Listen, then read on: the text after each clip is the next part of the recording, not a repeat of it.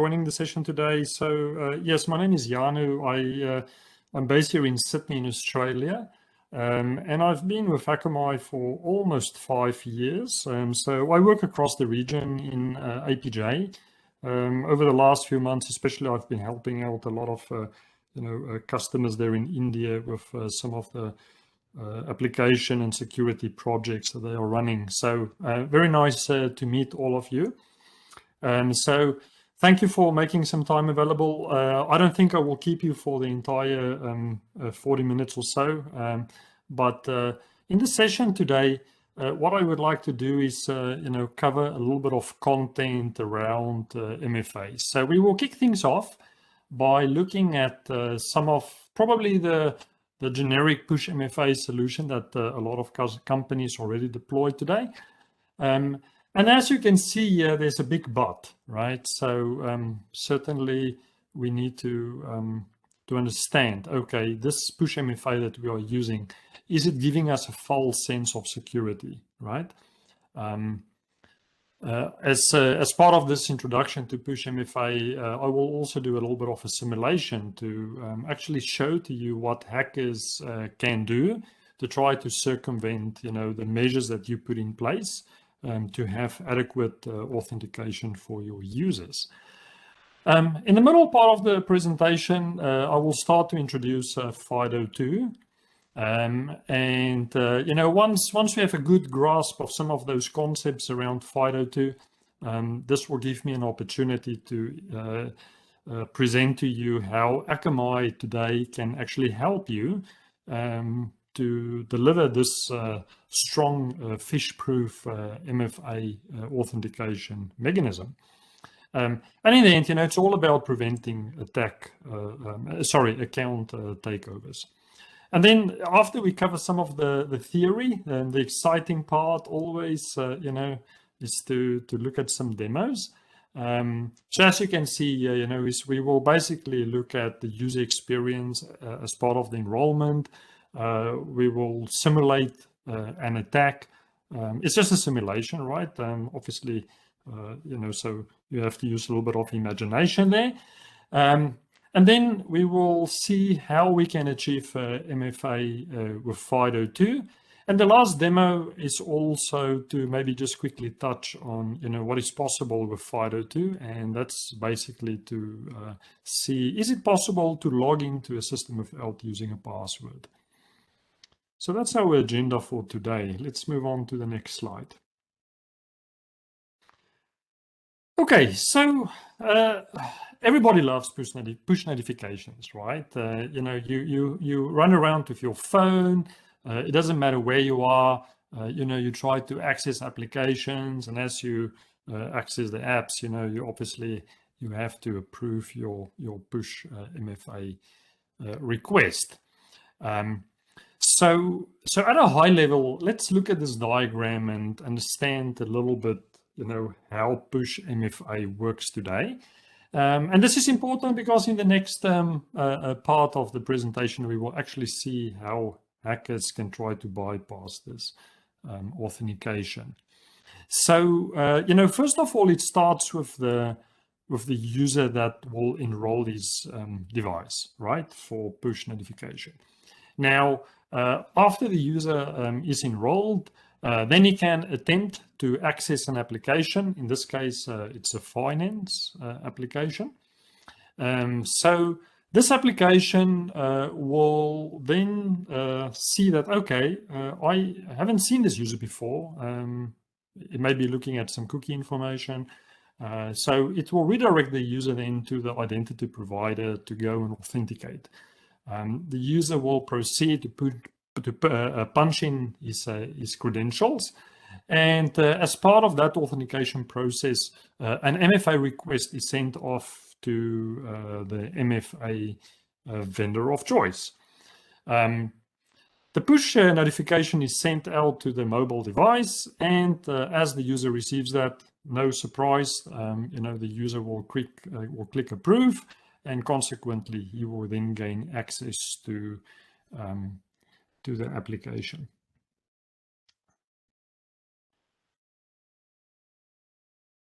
So The important part, the really important part, the takeaway here from this slide is if you can remember one thing, and this is this. So it's up to the user to basically relate the arrival of the push notification to the browser activity, right? So the user is making a security judgment. And, you know, we know with security, if I rely on the user to basically enforce security, that's a big red flag, okay? So in the same way that, you know, we as human beings, you know, we love these push notifications, the hackers, they actually also like push because they figured out a way how to get around this. So an attacker who is basically, you know, man in the middle. How they achieve this is through like a phishing attack, social engineering, right? They basically fool the user to go to a dummy website of the real application, right? Now, as the hacker is virtually, you know, in the middle between the user and the application, the user will basically continue through the normal authentication process. And then in parallel to that activity, while the user is then busy entering his credentials and requesting a push notification, the hacker will kind of execute that same activity. So let's look at the diagram to understand this in a bit more detail. So what we can see here, the hacker, he cloned the website, right? So the normal finance.app application was cloned. And then through a phishing attack, you know, social engineering, the hacker is fooling this user to go to this finance.app application. So this application displays a prompt for credentials. So the application is collecting the username and password. And then in parallel to that, that process, the hacker will access the real application, right? So I can replay back those credentials that I've collected from the user. And then, as we've seen before in the previous slide, as part of the authentication, because now I've provided the correct username and password to the identity provider, this will trigger the MFA request. So on behalf of the user, the hacker is then now requesting the MFA request. Now, this request is coming into the phone. Now, as we've seen before, right, is we basically rely on the user to correlate the activity of the website with the push notification, right? Now, if this user is not really paying attention and he was actually fooled to go to this spoofed website, the user will simply go and click on approve. And at that point in time, the hacker has successfully taken over the account on the server. Now, if you think that this sounds a bit like a fairy tale, like, oh, you know, surely this is not possible to achieve. The reality is that, you know, we have seen some recent exploits where this type of phishing took place, social engineering, and the users were fooled. You may have read in the news about the Twitter hack. This is exactly what happened. So some of the Twitter employees, they were basically fooled to go to a malicious website, and they were able to, the hackers were able to achieve some account takeovers. So really, you know, we are not bypassing the push MFA here. We are simply exploiting the way that push MFA works and how there is almost no validation done, you know, to correlate between the real website that's been accessed and then also the push MFA service. Okay.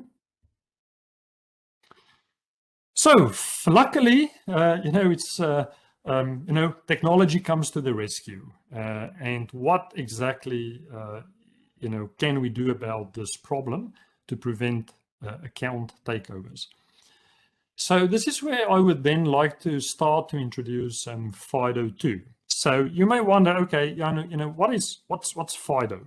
So FIDO stands for the Fast Identity Online Alliance. This alliance, over the years, many different organizations contributed to this alliance. So what is the goal of the FIDO Alliance? It is really to reduce the reliance that we have on passwords, right? And then also they want to establish open and free authentication standards. So everybody will benefit, basically by deploying, better security. And then, there are really three core ideas that's driving the FIDO Alliance. The first one is ease of use, right? So if we deploy security that's too hard for the user, users may not use it, or they will just complain about that specific security technology. The second takeaway is that, the FIDO Alliance, they focus on security and obviously privacy, right? And then last but not least, as I mentioned, it's all about standardization. So FIDO 2 is, this is the next generation in the FIDO tree. And as you can see here, it basically combines web authentication, or in short, WebAuthn, with CTAP technology. So CTAP is the client to authenticator protocol. So don't worry too much about this. I'm just doing a quick high-level introduction of FIDO. So what you can see here, in our diagram is we have a relying party, right? So basically the application calls for FIDO authentication through the browser, okay? The second role that you will see here is the authenticator. Now, your authenticator can be on the device, or it can be an external authenticator, right? So this can take the form of something like a USB key. If it's a mobile phone, it may use NFC, a near-field communication, or maybe it's something like a watch, a smartwatch, the one that Vika's may be giving away today. And this watch may be using low power Bluetooth. So these are the authenticators. Okay, so now I may just let me just quickly have a look here. So let's talk a little bit more about FIDO and see how it will help to eliminate account takeovers. So the first part is the registration. Now, here in my diagram on the left-hand side, you can see a hardware token. So today in the market, you may find something like a YubiKey. Maybe it's like a Google Titan key. So what happens is that the user will register his token. Now, one of the important considerations here is that FIDO 2 uses public key cryptography, right? PKI. So when the client registers for a service, right, it basically shares with the service his public key, right? The public key of this hardware token. Now, whenever the user needs to authenticate through the service, right, and MFA is triggered, what will happen is that the service will challenge this hardware key. And then the hardware key will sign the challenge with its private key, right? So just by using public key infrastructure, as we've been doing for many, many years, as we do like internet banking, etc., we use the same, concepts of private and public keys to secure and to validate the identity of this hardware key. Now, this is only one consideration, right? The second consideration here is that with FIDO 2, the MFA challenge is delivered to the authenticator through the same browser that made the request, right? So as you can see here on the left-hand side, there's context that's added by the browser.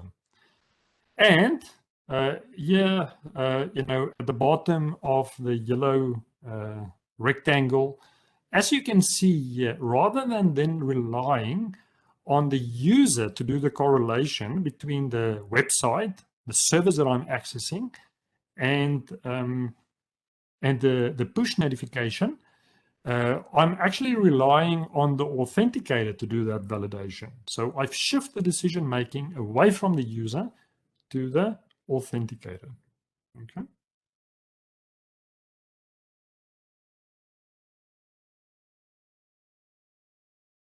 So now that we understand a little bit how FIDO2 works, let's revisit this diagram that we saw before with the normal push MFA. So why is it that FIDO2 can actually prevent this account takeover? So we have the same thing, right? We have the hacker here in the middle. He spoofed the finance.app website. He registered the domain f1ns.app, and then through a phishing attack, he basically lures the user to this dummy website. Now, if the user then punches in his credentials, his username and password, and the hacker replays this back to the real website, this will trigger an MFA request. So this MFA request, the challenge then will basically go to the authenticator, right? But now the authenticator will see, but hang on a second, right? It's doing that validation, right? So it sees, okay, I never registered with f1ns.app, right? I know only about finance.app. So in that case, the authenticator here, the hardware token, is responsible for preventing this account takeover attack. I just want to quickly see, there was a comment regarding the audio quality. I wonder if somebody can just give some quick feedback. How is the audio? Are you guys hearing me okay? It is perfect for me. I think it may be just with Abhishek, but yeah, otherwise it's just perfect. Okay, wonderful. Thank you for that feedback. So I just want to check that we get any questions so far, or are we okay? No questions as yet, yeah. Okay, thank you, team. Okay, so moving on into the presentation, what we will do next is let's look at what Akamai brought to the table. So the first observation here is that the authenticator that in the past that basically we relied on like hardware tokens, Akamai developed a solution where the Akamai MFA mobile app pairs with the browser, and then the mobile app becomes the FIDO2 authenticator. Now, I know the very first question that you will probably ask me is, but hang on a second, right? So when I introduced FIDO2 and we looked at the hardware key, like YubiKey or maybe a Google Titan key, so the private key, remember we are using public key cryptography. So the private key is stored on this hardware token. Now, what about the mobile device? Now, the great thing is that the modern mobile devices, they contain secure enclaves. It's a cryptographic module, and whatever key you store inside this module will only be unlocked after the user successfully unlocks his phone, right? Now, we know today we are using PIN codes on the phones, we are using biometrics, facial recognition, fingerprints, etc., to unlock our phones. So only if you pass the user authentication on the phone. Only then will the secure enclave give access to the operating system to those private keys. Now, even if you jailbreak the phone, still the secure enclave will not unlock your private keys. So it is really secure.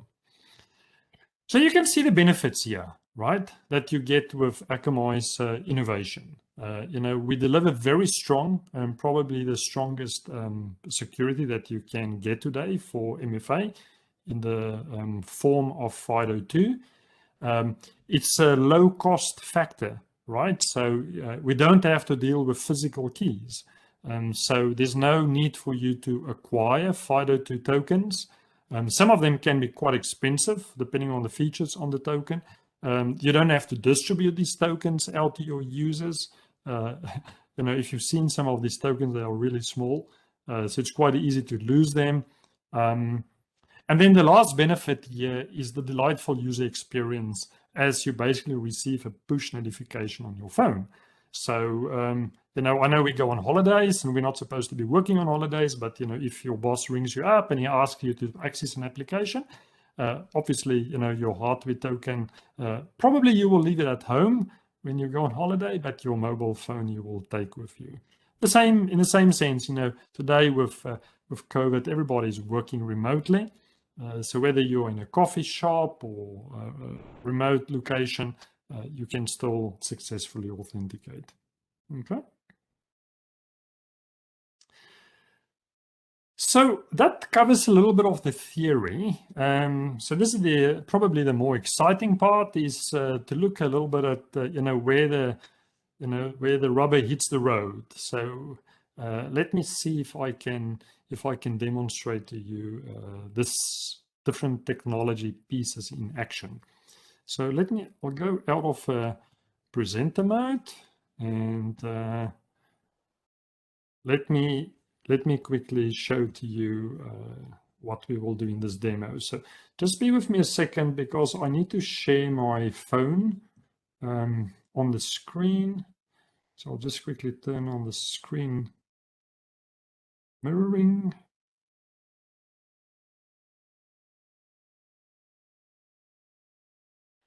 Okay, there we go. So here's my mobile phone.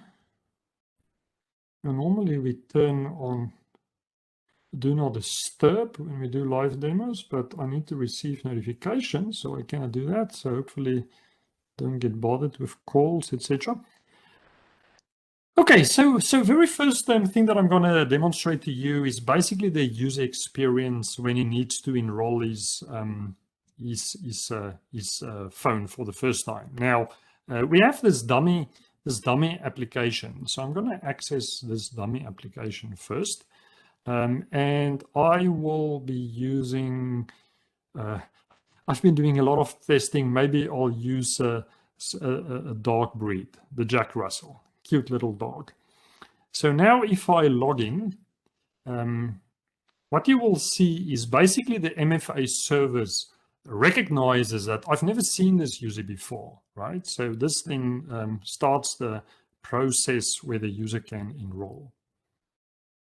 Now, let's start. So obviously I'm going to enroll my phone. I'm running on an iPhone, so it's iOS, and we use the Akamai MFA service. Now, what I do here is this is a one-time process to validate that I'm actually, the phone is in my possession. So I'll request a text message. Now, in a second, I should be receiving a little message there. So let's punch in this. Now, this may not be new to you. You probably have seen this type of registration before. So users are very familiar with this process. And then at this point in time, it would like then to start with the pairing. So as you can see on my phone, I've already installed the Akamai MFA application. So I'm not going to do this again. I'm just going to open it up and start to use it. But if the user hasn't done so, you can quite easily then just go and install the app. So I use my camera and just to zap that QR code. And as you can see here now, at the bottom, for this service, the Akamai demo service, I now have the user Jack Russell registered in my app. So what I will do is I will go to the login screen. Now, all these options that you see here, it's basically controlled through the policy. Okay, now many customers may not choose to have all of these options available. It's okay, you can just disable them. So I will say, okay, send me a push. Now this was really fast. I've actually never seen the service this fast, but there we go. So you can see I can now, as the user, basically just say approve the push notification. And this fake application of ours, the user is authenticated. So this was pretty straightforward, right? Now, similar to the Twitter hack, I want to show to you, because what we looked at here is just normal push, right? So let's see if we can basically fool the user. Right now, I did say you need to use a little bit of, imagination. So put on your hacker hats and let's start to hack away, right? So imagine I basically, through a phishing attack, I can fool the user to go to my dummy website, right? Now, as the hacker, I obviously have the tools in place so I can monitor the activity, for that dummy application. So as the user is busy entering his credentials, I can do something on this side. So what I will do is I'm going to go to that same application. Now, what we do here is I'm basically, replaying to the application the username and password, right? So Jack Russell registered. So what I will do is I'm going to request a login. And then I'm going to say, please send me a push notification. Now, look what happened there is basically the user, while he's busy accessing a phishing site, he gets a request to allow, the push authentication. And obviously the user just blindly clicks on that and bang, the account takeover takes place and the hacker is into the network, okay? So this was the first little demo. So what I want to show to you next is, okay, how do we prevent this? How can we make things more secure? And it really starts with FIDO 2. Okay, now as we touched briefly, Akamai's innovation is being able to deliver FIDO 2 on the mobile device, right? So you have the ease of use, a great user experience, and we do the pairing with the browser. So how do we enable the pairing? So let me show you. I'm using Chrome. So I'm going to go to the Chrome Web Store, and what I will do is I will install the Akamai MFA plugin. So let's just search for that. Here you can see the first hit is the Akamai MFA app. I will add this as an extension to my browser. Then, as you can see, automatically, it kicks off the process to do the association. Now, remember we said that we are using public key infrastructure, right? Public key cryptography. So when I use my phone and I want to then pair, this is effectively where a new certificate pair is created, right? And then so the private key is generated, and then we can now leverage that certificate pair for authentication. So this is all done. If you have a look here on my phone, you can actually see that this is the instance of my browser that I just paired with this phone. Now, let's attempt a login again, right? So I'm going to log in again as Jack Russell. And there's going to be a little bit of a difference here. So remember the first time I requested to receive a push notification. Now we're going to do something that's a bit more secure. I'm going to say I want to use the security key. So let me use the security key and then we see what happens. There we go. Now my phone received the request. Now remember, this is the Authenticator. Now obviously I'm using this MFA service at Akamai, so you can see my corporate identity. So I have multiple identities here. So I just select the correct identity. Another thing that I want to draw your attention to is that, when you are using FIDO2 MFA, you see this extra message in the window that says security key. And again, similar to what we've had before, the user is now securely signed into this this application. Okay, now it's a little bit harder to try and show this from a hacker's perspective. But let's say, for argument's sake, we have a hacker, and he's gonna be like, oh, okay, I know how to circumvent push MFA. So let me go through this whole process. So let's see.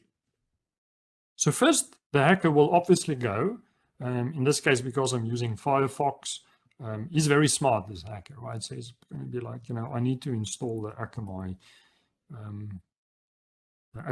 plugin. So he comes here, he gets the MFA plugin, he adds this. So, obviously at this point in time, he will actually not be able, he can go and pair his phone if he wants to, right? But let me show you what happens. So this Firefox browser is now paired, right? So let's see. If I go and then I try to take the account over, let's use the same user again, Jack Russell. I'm very smart as a hacker. I'm going to say I want to use a security key. As you can see here, basically the system will stop the hacker from going any further, because effectively, the intelligence is there to demonstrate that, there's no successful pairing that was done between the Authenticator, the mobile device, and this browser. So that's just like a little simulation of the hacking activity. Now, there's one little last part that I would like to show you in terms of the demo. And this is the idea behind passwordless access. Now, if we consider, what I explained to you before, there's with FIDO2, because I'm using certificates, there's actually information available in the certificate that identifies the user, right? So in my little demo, I'm going to say I will sign in without a username. Now, this is a little bit strange if you think about it, to sign in without a username. The passwordless systems today, so I've done some testing with Okta as an identity provider. You may be familiar with Okta.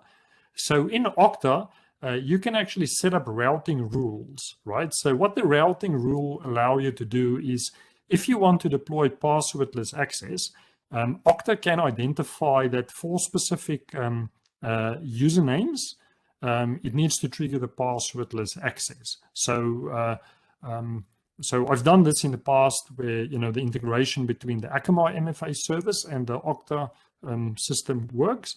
So any case, let me show you. If I say I want to sign in without a username, so I didn't actually specify my username, right? Now, there's this interim step where I kind of just, this is just like a dummy application. But then I'm going to specify here to say, yes, okay, I want to use phone security. Now, again, if you keep an eye on my phone here on the right-hand side, I will select the user. So we use Jack Russell. Again, you can see the call out for the security key. So it's FIDO2 compliant. I hit allow. And now what I expect is a successful sign-in into the application. So as you can see, the information that's available in that certificate is basically used to identify the user. So I can then get my sign-in working properly for that user. Okay. So this concludes the demos for today, and maybe just quickly just to wrap things up. So what did we learn today, right? So Akamai MFA prevents the takeover of accounts. So you cannot bypass the Akamai MFA because it's FIDO2 compliant. Obviously the service is more cost effective than FIDO2 hardware keys. There's no need for you to acquire those hardware keys. There's no need for you to distribute them out. The users can just use their smartphones. And then, as we've seen today, the user experience is pretty awesome because I always have my phone with me. Similar to other notifications on my phone that I receive, I can just go into the app and I can just approve them. So I may stop sharing at this point and see if we have any questions. Any questions from the audience? Yeah, no, we Great have session. a couple of questions, on the Q&A box and also in the chat. Okay. So I can see here. I'll just read it while you look through that, somebody had a question. I think somebody was going to say something. Okay. Yeah, just look through that while. I don't know if it was Vikas or someone, but yeah, Bruno, I was just concluding saying that, okay, great session, guys. Now we are open for Q&A. So that's what I was going to say. So yeah, guys, go ahead, ask your question. If you want to ask live question, put it in chat and we will unmute you, or you can put your question in the Q&A tab as well. Okay, thanks, Vikas. Yeah, so the question that I'm looking at here, the question is, how secure is your account if you lose or have your FIDO2 security key stolen? Yeah, look, so it's like with anything in life. So specific, if we look at the Akamai implementation of FIDO2 authentication, it's on your phone, right? So that's where all the intelligence really resides, on this roaming authenticator.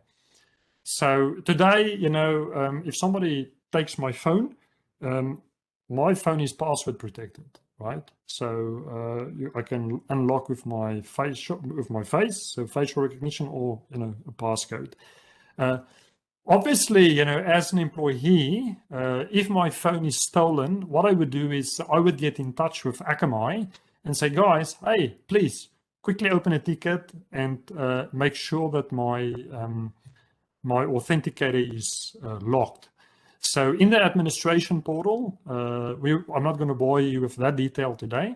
For a specific user, you can actually delete or just disable the authenticator. So that's step number one. Question number 2, can a user sign into multiple 10 desktops with the same FIDO key? Yes, that's certainly possible. I cannot see why not. So yeah, that's it's the registration of the service is specific to that service, right? So if I have multiple 10 desktops, you will have to do the enrollment for every one of those services that you are accessing from that desktop. We have a question here regarding deployment time and tentative architecture. Okay, so let's first quickly talk about the architecture. So Akamai MFA is a cloud service. So there's no need for the installation of any virtual appliance. There's no need to to go down any path. So It starts with your identity provider. So you need to check with your identity provider if the Akamai MFA service is supported. And then it's just the configuration. A few months ago, we did a little event where we had some hands-on labs where our users, the audience, they actually configured Okta and they configured the Akamai MFA service. So we ran the labs in about 30 minutes. So it gives you an idea of the amount of effort that's involved, right, in configuring the service. So that's one part is, configuring the cloud service. The second part is obviously, the user needs to enroll his device. So deployment time is pretty fast. Okay, these are the two questions that I saw in the chat window. Q&A. Okay, we have a bunch of questions here. Let me see. Let me just quickly run through them. So, can the FIDO2 Authenticator be used for digital signature? Interesting question. I will have to maybe look into that one specifically. I am not 100% sure. So, yeah, look, the thing is similar to your digital signature where, it's based on a certificate pair, right? The MFA service works in the same way. So, yeah, look, it boils down to that private key that is used to do the signing. So, yeah, maybe it's not something that I would recommend is to use the same private key for digital signature as well as what to use for MFA.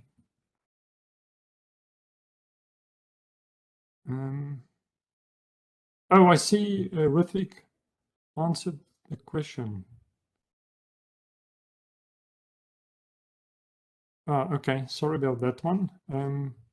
So is FIDO2 a SaaS offering? Yes, indeed, it's a cloud service.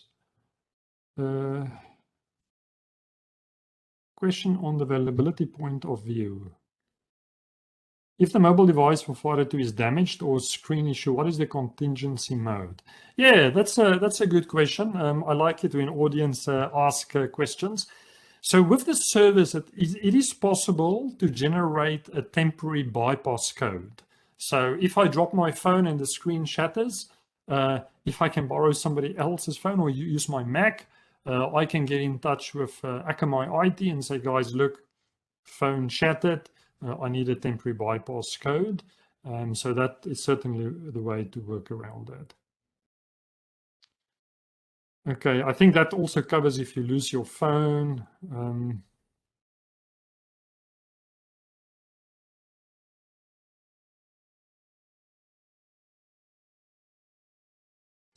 Let's see. Gartner Magic Quadrant. Yeah, I haven't actually seen a quadrant specifically to MFA.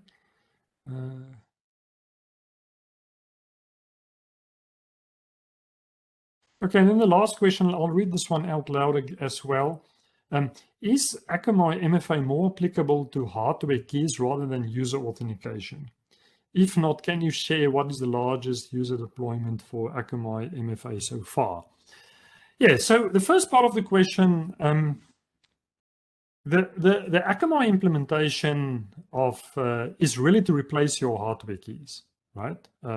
If you don't have FIDO2 today, obviously, you will not replace those hardware keys. You will just adopt the Akamai MFA solution, and people will be using the phone for as the second factor. Now, the second part of the question here, rather than user authentication. So, and this is also a good point. And I think I touched on this right at the start of the session, right?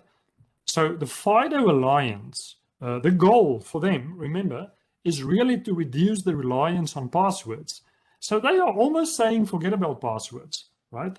So, and this is, I think, where we see the market moving towards, is really passwordless access. So the last demo that I demonstrated to you today, certainly as part of the FIDO2 framework, you can have multi-factor authentication, you can have two-factor authentication, and then of course you can also have passwordless authentication.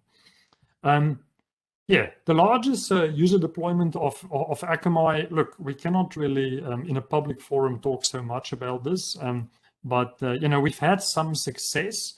We've one of the success stories that I heard is actually a customer that was in the middle of deploying a competitive MFA solution, not FIDO2 compliant, just a normal push MFA solution. And in the middle of their deployment, they actually stopped and they switched over to the Akamai MFA solution. So, I think it demonstrates the what's the word I'm looking for? The confidence. When customers look at the service, they actually realize how FIDO2 is much more secure. And so, yeah, I think it's the first step is to recognize that FIDO2 MFA is better than the existing push MFA solutions. Then the second step is you have to ask yourself, okay, what is the user experience that I'm after? Oh, I actually wanted to demonstrate to you. If you haven't seen this before, this is the little YubiKey. I see my background is like making it like a ghost. So yeah, so that's the question, right? Is do you want to use hardware tokens for mobile phones? Sorry to intervene. We are kind of running out of time, so you have to conclude. Let's do that. But thank you, everyone. Great questions, and it was lovely talking to you today. Awesome. Great session. We thoroughly enjoyed and a lot of interesting questions as well out there. I'm sure recording will be available and we will put it on EliteCISOs website. So if somebody wants to refer it later, they can do that. With this, Aparna, can you give me permission to share my screen? I seems to have, okay, now I've got the permission. Okay, cool. So I'm going to share my screen. Guys, if you want to download your participation certificate that looks like this, what you've got to do is go to EliteCISOs website, click on events, go to upcoming events, click on CPA certificate. Once you click on it, it will take you to a different Google form. Put your email address over here, put your full name. And the secret to download the certificate is MFA, all small case.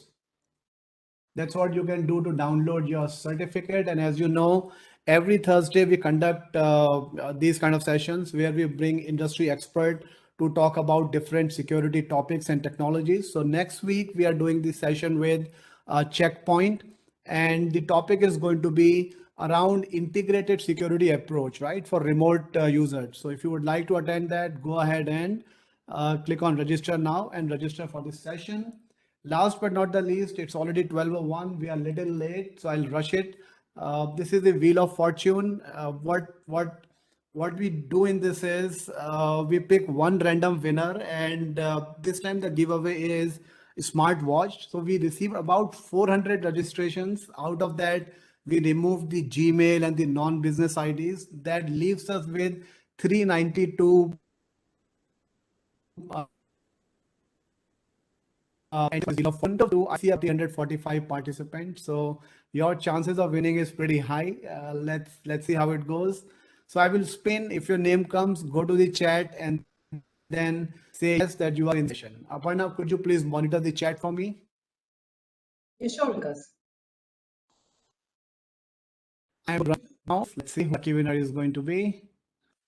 Mohammad Rafiuddin from Columbus Global, our member from Bangalore chapter. Mr. Rafiuddin, if you are there, go to the chat and say yes, you are in the chat. Anuprita, yeah, hard luck. Maybe next time. Okay, I don't see Mr. Rafiuddin right now, so I'm going to spin it one more time. Let's see who the next one is. And you got to be fast, guys. If your name comes, go to the chat quickly. Yogesh.k. I'm looking at the chat and I do not see that Yogesh is not there. I'm going to spin it one more time. Okay, Nilesh. Okay, Nilesh is also not there. So I'm going to spin it one more time. If your name does not come, then I'm going to keep the watch. Okay, here I go. Sunil Tripathi from Delhi chapter. If Mr. Sunil is there, no. Okay, guys, so I'm going to keep the watch then. Should I keep it or should I run it a couple of more times? What do you guys say? I don't run it. Okay, so I'll run it 2 more times. Okay, I'm going to run it 2 more times. Let's see. Priyanka Gupta from EXL Services. I don't see Priyanka out there. No, I'm going to spin it 1 more time. Mr. Vinod Gote from HPCL. No, I don't think Mr. Vinod is also not there. Okay, guys, I'm going to keep it this time. We give it, we run it all the time, and I keep it. We keep it giving away. But today, I think. Okay, I'll spin it 1 more time, one last time, guys. Okay, good luck. Let's see.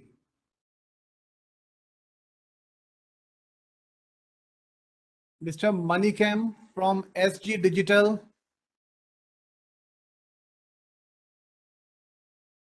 Yeah, Arvind, it's very difficult to run for the active users because you can't just export and get it ready. So with this, thank you guys. I'm gonna keep it this time. That's the very first time we are going to do it, but it's like 12:04 already. We can't just keep occupied you guys here.